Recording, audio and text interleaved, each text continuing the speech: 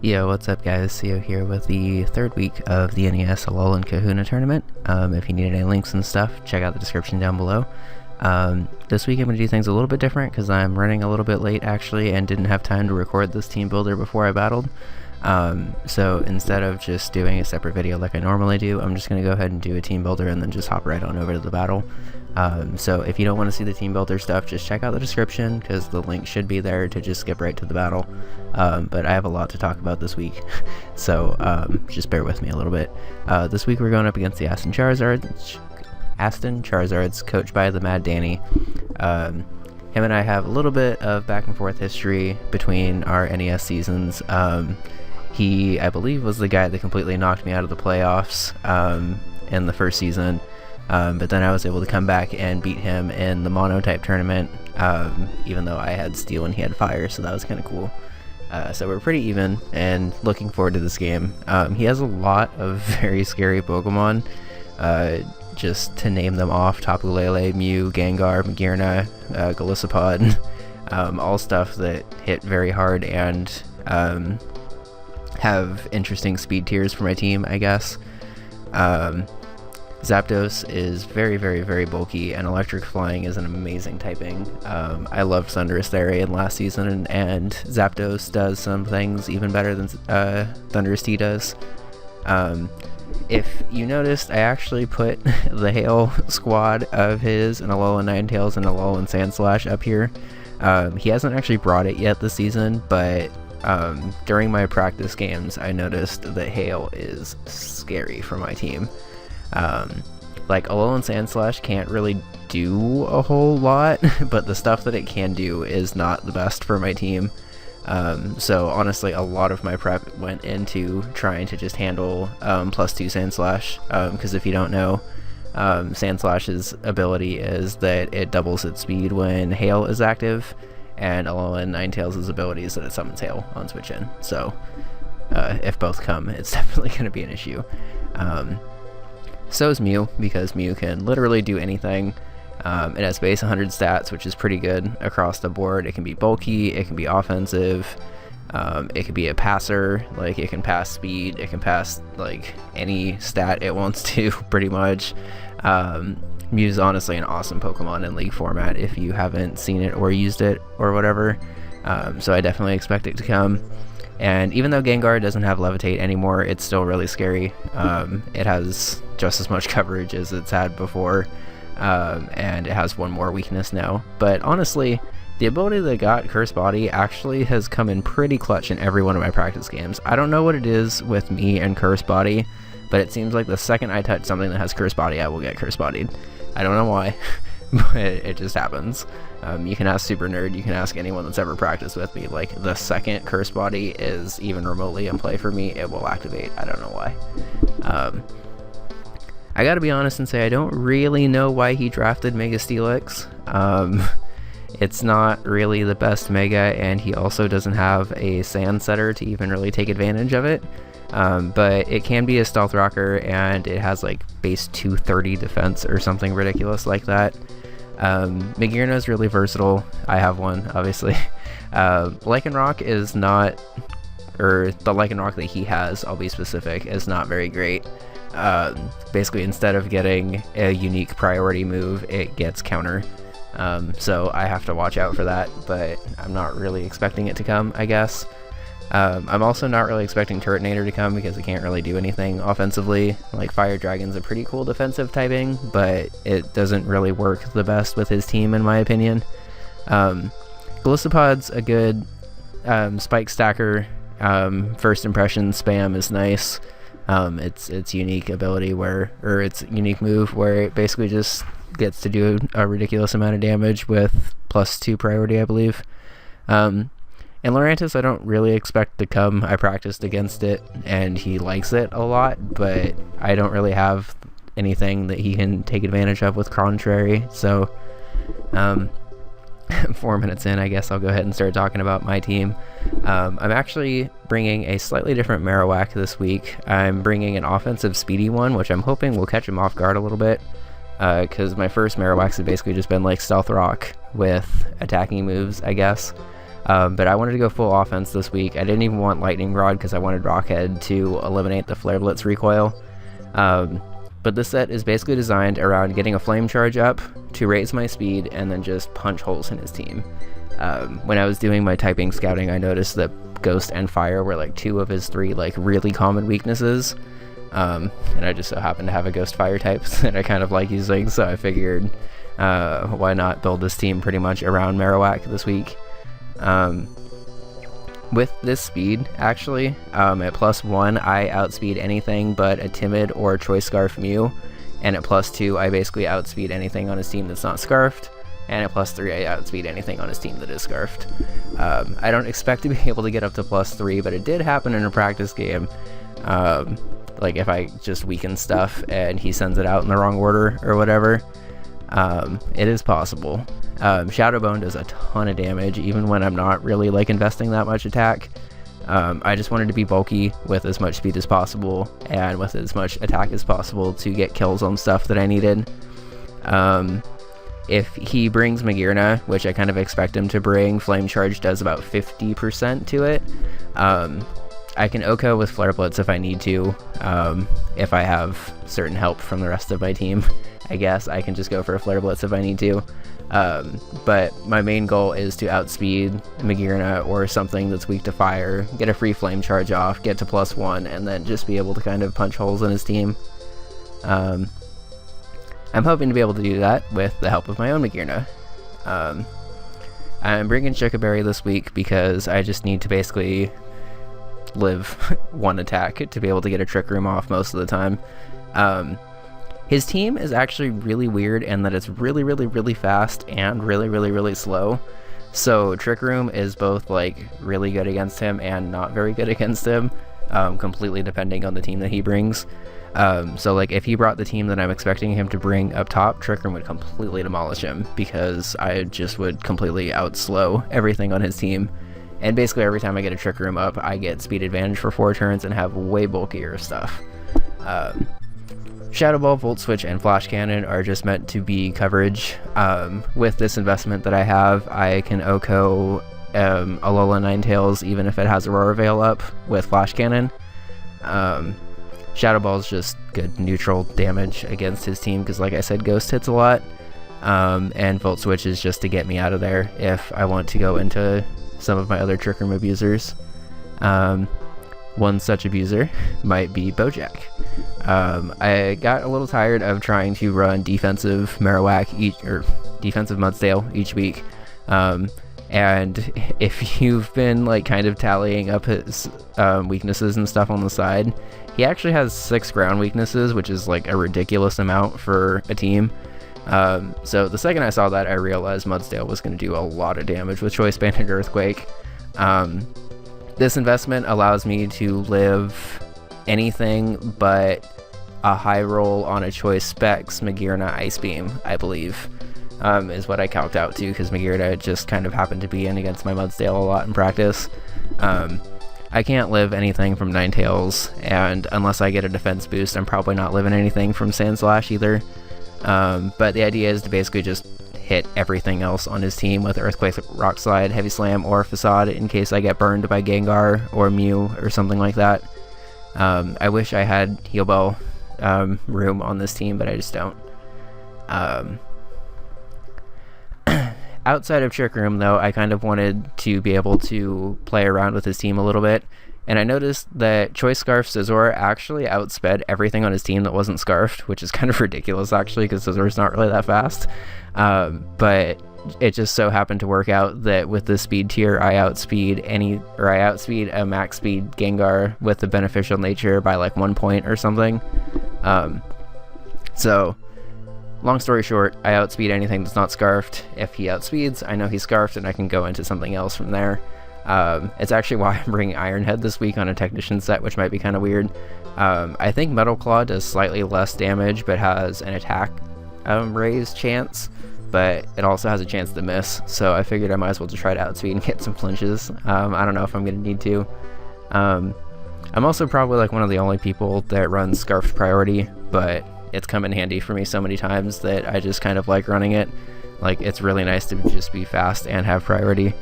And then U-turn and knockoff are just there because they're really good moves. Knockoff actually OHKOs Gengar from full, and I think it does like 80% or something to Mew, even though I'm pretty much just going to be going for U-turn every time against Mew anyway. Next up, we have something that's a little bit weird for my channel, actually. We have a stall Decidueye, and I'm kind of actually excited to bring this to the channel just because, I don't know, I feel like I don't really play stall ever, and it's kind of weird to be excited for stall, but I just feel like my opponent won't really expect it. But between Spirit Shackle, Baton Pass, Roost, and Defog, I can actually hard wall a couple of things on his team. Spirit Shackle, if you don't know, is a move that basically makes it so they can't switch out. So as long as I'm in against something and I use Spirit Shackle, it's forced to stay in and attack me. If it attacks me physically, it gets Rocky Helmet damage, which is an item that does 6 of its max HP just anytime it touches me, pretty much. And I could just roost off the damage from there. The goal is to basically use this to either trap Mew, to trap Gengar, to trap Golisopod, or to trap Steelix. It seems kind of weird to want to trap 4 things on his team, I guess. But this Decidueye is bulky enough on both sides to basically take on any one of those 4 things and just completely eliminate it. Spirit Shackle OHKOs Mew, or if it doesn't OHKO Mew, it's like a super defensive Mew. And at which point I can just Spirit Shackle it again, like whatever. Roost and Defog allow me to basically go in against either Golisopod or Steelix, or even Mew actually, and just make sure that it does not escape that exchange with hazards up, as well as just giving me Defog if I need to Defog later. And Baton Pass allows me to pass, I believe, fingers crossed, it allows me to pass the Spirit Shackle trapping to something else if I wanted to. And finally, I was a little unsold actually on the 6th member of my team, but I noticed during my practice that I needed a little bit more offense and I need a little bit more speedy offense. So I'm trying a little bit of a mixed Kingdra here with like not full sniper but kind of sniper Kridra. Agility, focus, energy, if you don't know, since this isn't the most common set in the world, I guess. Focus energy raises my critical hit ratio by 2, and sniper is an ability that basically makes it every time I get a crit, the damage is multiplied to that of choice damage, pretty much. But I don't have to have a choice item, obviously. And agility just lets me outspeed everything, including, fun fact, the stupid fucking Sand Slash that I had nothing else for. And then Flash Cannon and Draco are just good coverage, but basically the plan for this is to get it in against something that I can set up both agility and focus energy on, and then just spam Flash Cannon and Draco Meteor.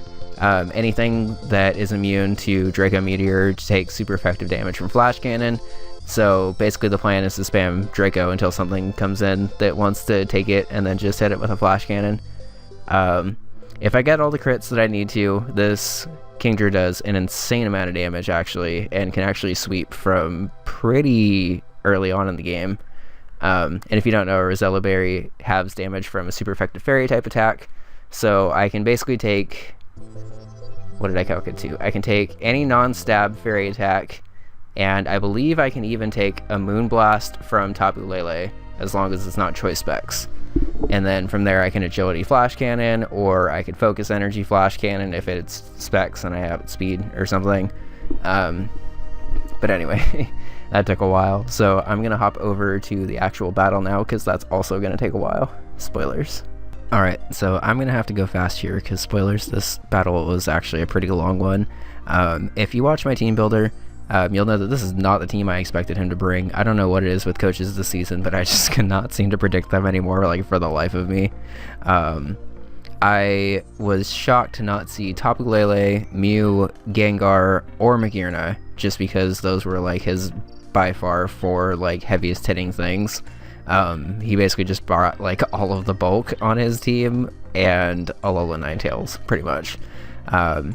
So I'm assuming right away that Alola Ninetales might actually be Calm Mind, just because he needs a win con on his team. It could also be a Shell Smash Turtonator, potentially a Rock Polish Steelix, I guess, Like, at this point, I'm trying to figure out what he's doing with this team besides, like, just hazard stacking me and trying to, just annoy the crap out of me, I guess.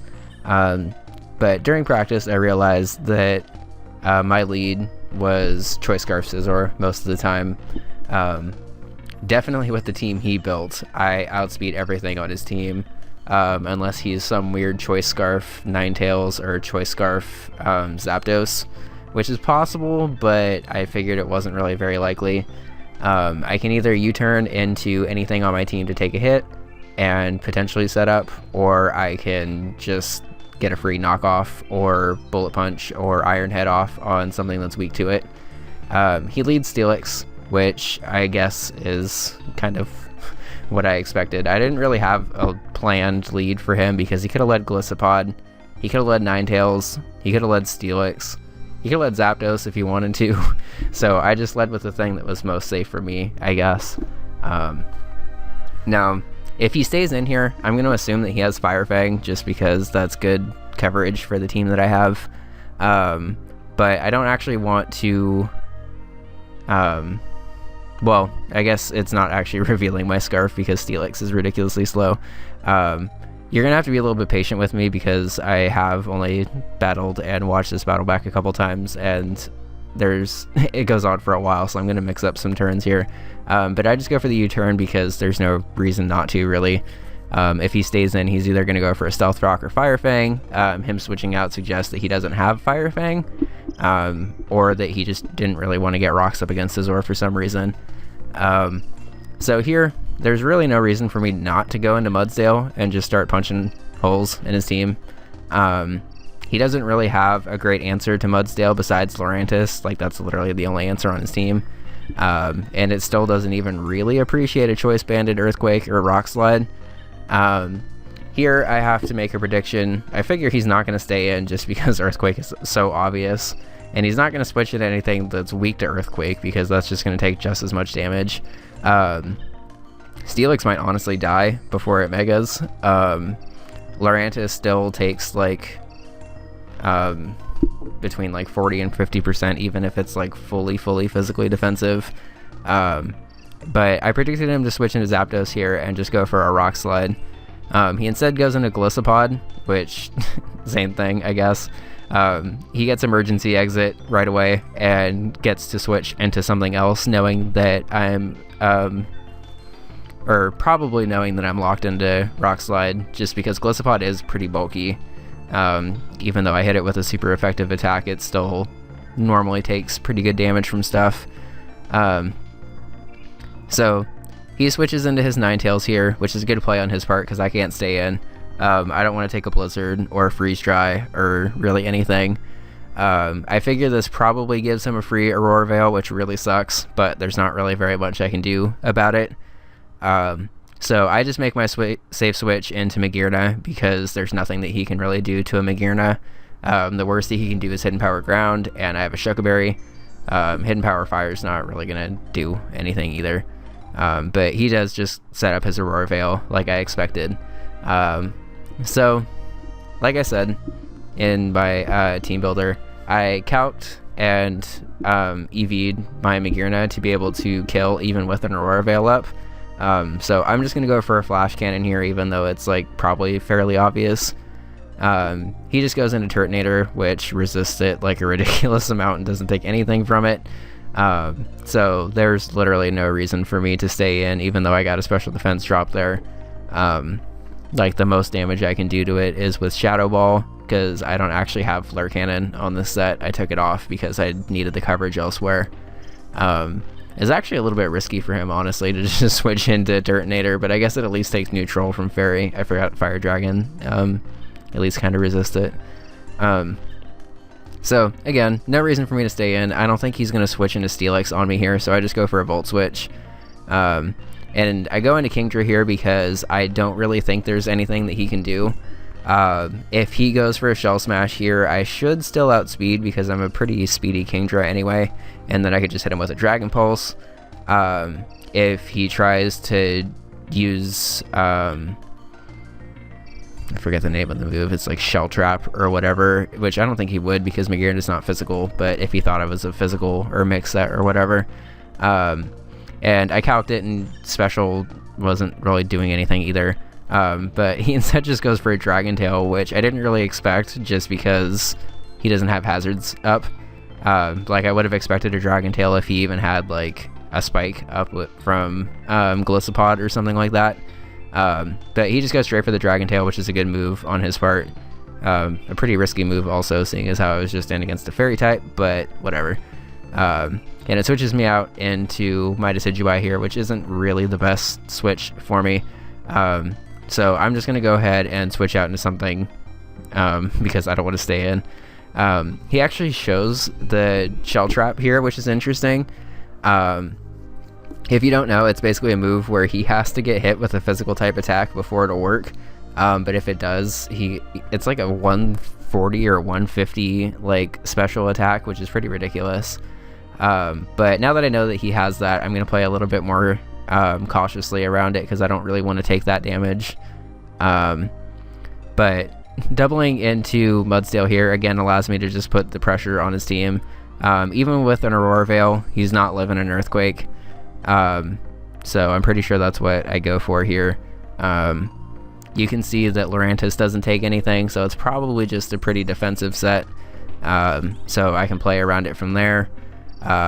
You can see also that Aurora Veil staying up after Hail is up is pretty annoying.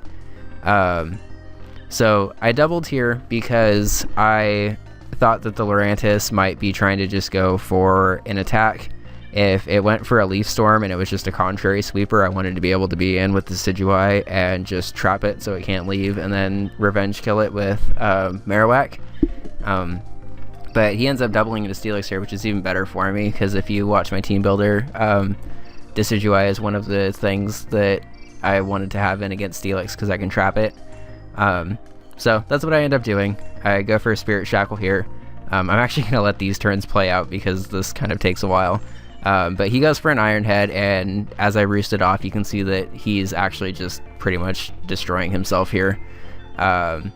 I can Roost Stall. He tries to get rocks up, but I show Defog here because I prepared for this. But he's just slowly whittling himself down, and I'm pretty healthy.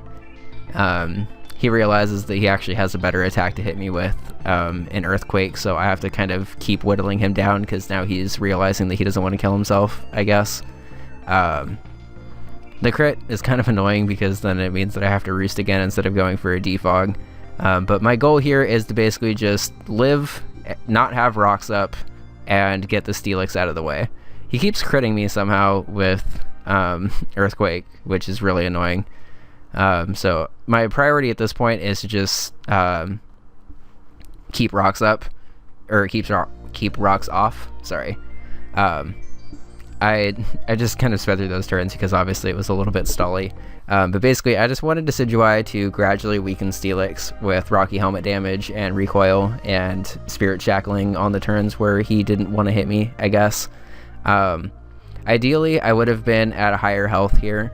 But once Steelix showed that he was just going to be content with Earthquaking me to death, I guess, I kind of just started spamming Defog to make sure that I could revenge kill this with Alolan-Marowak and hopefully get a +1 Flame Charge boost, was my goal. Unfortunately, because of the crits and the way the math worked out, he's actually going to be able to do a little bit more damage here than I expect. I Spirit Shackle here to bring him down to 1 HP as he goes for a Stealth Rock, and I obviously Defog. But it seems like he gets a pretty good roll on that one and ends up being a double down here. A double down actually isn't the worst thing for this team. I still got the stupid Steelix out of the way. It came at the cost of Decidueye, I guess. But I got Steelix out of the way, which means that there aren't rocks for the rest of this battle. The worst hazard stacking he can do against me is going into Gliscopod right here and just going for a Spike right away. But I realized after how long Aurora Veil stayed up that he was Light Clay Ninetales, which meant that he could probably just be trying to spam his screen for the game. So I went into this next play basically trying to avoid the worst case scenario, and I did not want him to get another screen up and just start kind of punching holes in my team. So like I did in the beginning of the game, I just lead Scizor here. He goes Zapdos, which is a good counterplay on his part. And I also don't know if I mentioned it, but because Zapdos wasn't exerting pressure, I knew that this thing was static, so I kind of had to be a little bit careful around it. I'm actually very glad it wasn't pressure, if I'm being honest, but I'll explain why later, I guess. So fearing Heat Wave here, I double into Mudsdale just to scout it out, and he actually just goes for a Volt Switch, which I thought was interesting. I haven't brought in Marowak yet, but it seemed risky for him to want to go for a Volt Switch when I very easily could have been Lightning Rod, and I also had Mudsdale, who I had shown twice this battle that I'd be willing to double into. So at this point, he doesn't really have anything to hit Bojack, so he just kind of has to go into the thing that wants to take damage from this. There's nothing that wants to take a Choice Banded Rock Slide, really, because even Lurantis, as you can see, takes a ton from it. I still don't want to stay in against a Leaf Blade, so even though I'm playing it safe, I'll just go into Marowak here. I can 2-hit KO with Flame Charge, I can OHKO with Flare Blitz, or I can just get like really good neutral damage off on his entire team with Shadow Bone if I want to. So it seemed like a good way to just get offensive pressure against his team. He obviously doesn't want to stay in and just goes into Turtonator as I get a Flame Charge up. So here I'm actually okay with this because I do have Earthquake on this Marowak as well. If you missed my team builder, you'll know that he actually has 6 ground weaknesses, so I really wanted to exploit that this week. The Flame Charge actually did nothing, as you can saw, because it was a quad resist. But I'm fast enough now to actually outspeed anything but Ninetales. So I just go for the Earthquake here and basically just get my kill and expect him to go into Ninetales, but Turtonator's out of the way now. So that's one less wall for me to have to worry about, I guess. He instead goes Gliscopod, which I thought was kind of weird. I wasn't really sure what he was going to do here, but I calced it and realized that even in worst case scenario, if he's Adamant Choice Band and Aqua Jet's not going to kill, like I think it's going to do like 60% or something, which is still pretty massive, honestly. But I know it's not going to kill, so I can go for a move here. I don't actually expect him to stay in, honestly. Like, I expect him to kind of just bluff me out and try to scare me. So he goes for the Aqua Jet, and it does even less, meaning that he's not Choice Banded. But I expected him to double, so I actually went for a Shadow Bone there. If I would have just Flame Charged twice to kill this thing, I would have actually probably just... well, I don't want to say I would have won, because I think Zapdos would have been able to live a hit or two. But it would have been a little bit better than what ended up happening here. So I'm still at 1.5x speed, and Gliscopod's pretty much dead. But I don't really want to take another Aqua Jet, really, so I double into Kingdra here because I realized that this is also an opportunity for Kingdra to set up. Unfortunately, I realized after I switched in that I was at a lower health than I thought I was. I forgot that I had taken such a huge chunk off with Dragon Tail. And it wasn't until after I switched in that I realized that if he had Leech Life here, there was actually like a 50% chance or so that I could OHKO from here. I decided to stay in just because I didn't really want to have to double out into Magearna right after doubling into Kingdra. But I decided to stay in here because it was only a 50% chance to kill and required that he had Leech Life in the first place, which isn't like... It's like a common move on Gliscopod, but not like expected, I guess. So I decided to stay in here and Agility because if I Agility into Flash Cannon, I outspeed the rest of his team and am able to get at least a Draco Meteor off on something, if not a Flash Cannon. It's not the full Sniper Crit set that I wanted, but it still is a decent amount of damage. So I go for the Agility. Unfortunately, he has the Leech Life and he gets the high roll, so Kingdra dies. I'm actually not like super mad at that play though, even though I did kind of throw away Kingdra and forget how much health it was at, because if I would have lived that roll, I would have been able to sweep the rest of his team.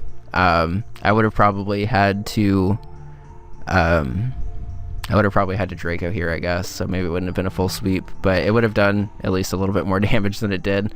But either way, I know that I have my switch in here into Magearna to get a Volt Switch off, because he has nothing to take it, really. He goes into Zapdos to take it, but I just get my switch right back out into Mudsdale here to threaten it out again with another Rock Slide. It's still doing 41% to Lurantis, I guess. This time I decided to double into Scizor instead of Marowak. I kind of just wanted to keep up the U-turn pressure and make sure that he did not have an opportunity to get into... I didn't want him to get into Golisopod for free and be able to start spike stacking, just because he, at this point, probably saw what I was trying to do with my team. I could have actually probably doubled into Marowak here now that I'm looking at the play again. But in the heat of this battle, which was a very, very, very tense battle, by the way, if you can't tell by how long it's already gone on and how little stuff is dead, we were both calcing like furiously in the battle, and pretty much every play was super, super tense. So not everything was like perfect, but I do kind of think that this play was okay, because it allows me to U-turn and keep up the offensive pressure. He does go into Golisopod like I predicted, so I'm able to go into Magearna now because I can just Volt Switch right back out. I'm basically just not letting him get to the point where he can actually get Ninetales in for free to get another Aurora Veil up, because I don't want the rest of his team to be able to tank anything. He switches out into Zapdos again, and it gets a crit, which is actually kind of unfortunate for him, because now a Rock Slide will definitely kill. He can try to roost stall me if he wants to, I guess, but every time I come in I can just click Rock Slide pretty much. So he makes a risky play here and just tries to double into Ninetales, I guess. Either hoping for a miss or just getting impatient, I guess, with the way things were going. But the way I was able to keep offensive pressure up, I just did not want Ninetales to come in and Aurora Veil, because I figured at that point in the battle that that was probably his win condition. I don't know how he would have been able to take out Marowak with it, but I figure he might have had something, at least for Scizor. So he gets the Hail Up and goes into Golisopod here. I figure he's just going to try to Aqua Jet and get serious damage off, but no matter what, he's dead after this turn anyway. So I double into Magearna because there's nothing he can do to Magearna. Liquidation still does a decent amount of damage, but because I am bulky, I take it pretty well. I actually get a Soul Heart boost there, even though I did nothing to Golisopod to actually kill it, which is kind of funny. That's why I like Soul Heart a little bit more than Beast Boost, because you don't actually have to do the damage to kill it, you just literally have to be in the turn that it dies, and you get a boost. So now Magearna is +1, Golisopod is dead, and he just has that dumb old Zapdos and Lurantis left that I just haven't been able to break through yet. He goes into Zapdos to roost up and get healthy. I just Volt Switch out because I kind of have to at this point. Same offensive pressure that I've had all game with Mudsdale. I finally miss a Rock Slide, which honestly probably should have happened sooner than this, because I landed like all 10 of them or something before then.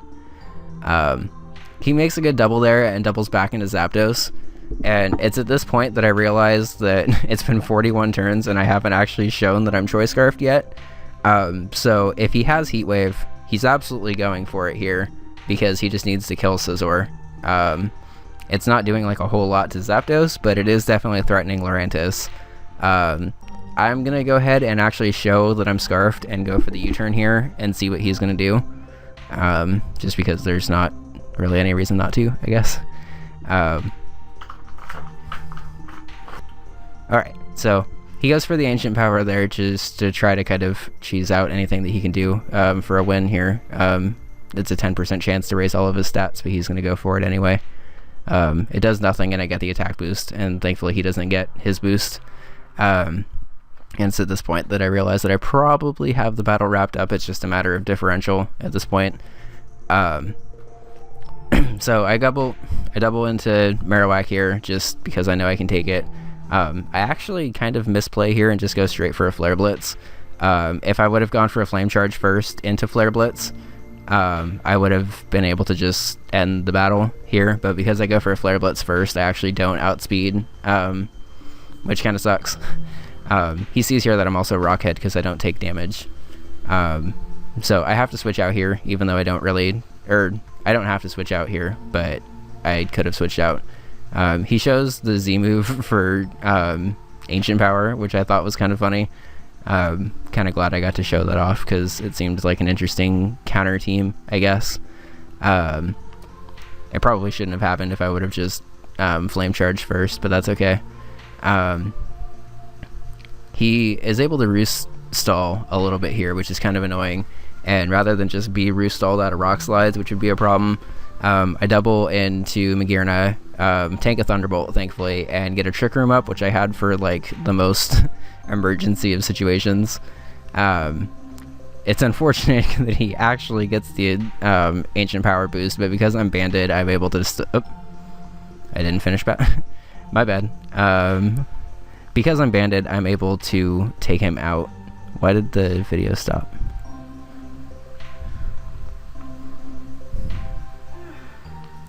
Oh, okay, I guess I just stopped recording my battle at that point. But because I am choice banded, I'm able to land that last Rock Slide and take him out and win 2-0. Sorry, at the end of that commentary got weird. I didn't realize the video stopped recording for some reason. But a very good battle to Danny. Him and I always have really tense battles and stuff. I'm just going to rewind this so it's not like on an empty VLC video. So very good battle. He brought a team that I definitely wasn't expecting. I think specifically just to throw me off. But I was able to plan around it pretty well. So we're 3-0, which is really cool. Next week we are going up against the New York Aqua Jets, coached by my friend Beard. Should be pretty fun. We're both 3-0 actually, and I believe at the time of the recording we are first and second place in the league. So fingers crossed that it's a good battle. I'm a little nervous because he is not the easiest player for me to predict, but it should be fun. Have a good one, guys. Like and subscribe if you like this video, and I'll see you next week. Bye.